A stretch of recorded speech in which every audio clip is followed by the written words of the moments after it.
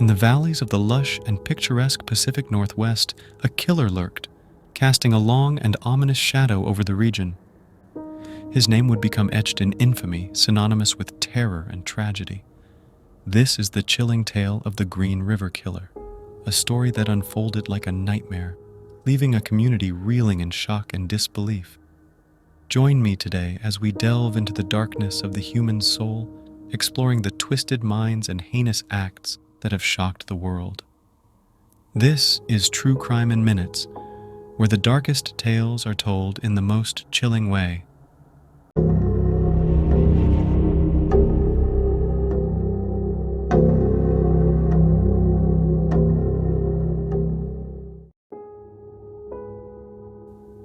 Gary Ridgway, infamously known as the Green River Killer, prowled the highways and byways of the Pacific Northwest like a predator stalking its prey.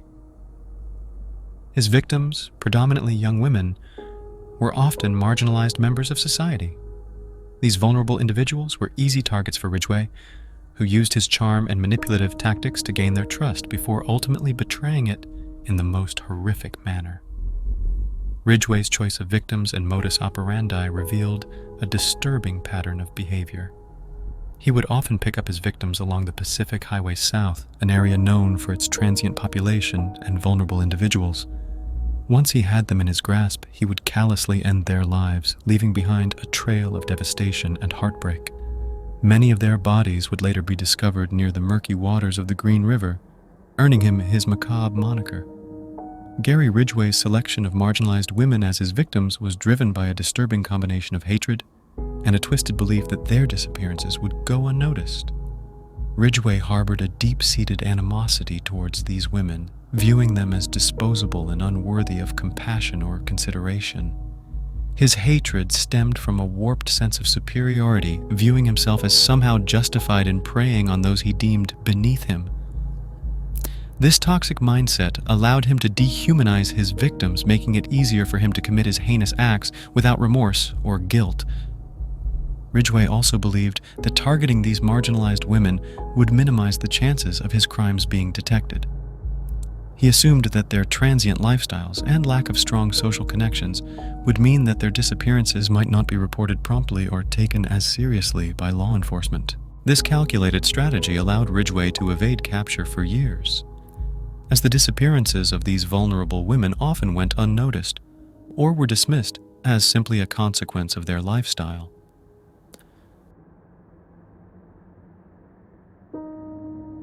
For over 2 decades, Gary Ridgway remained a ghost in the shadows, a specter of fear haunting the Pacific Northwest.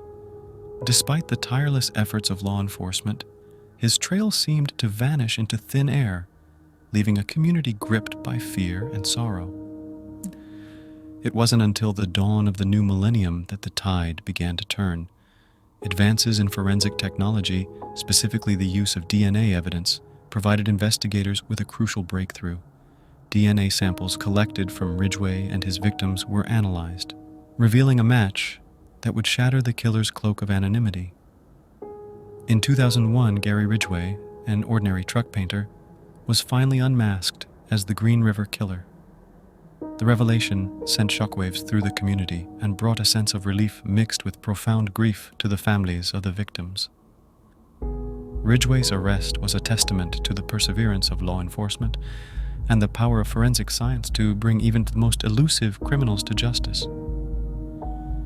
In a courtroom filled with grief-stricken families and a nation in shock, Gary Ridgway stood to face justice for his heinous crimes. In a stunning turn of events, Ridgway pleaded guilty to 48 counts of murder, a staggering admission that sent shockwaves through the courtroom and beyond.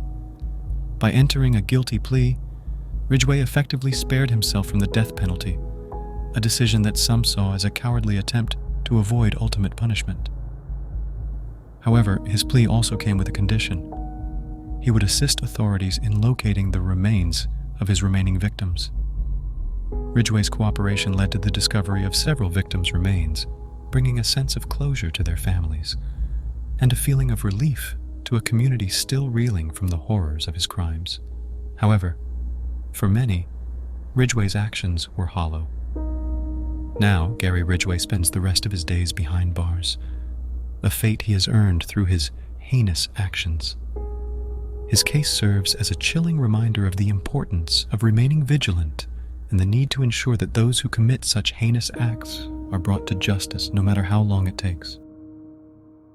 Thank you for joining me on this journey into the depths of the human psyche.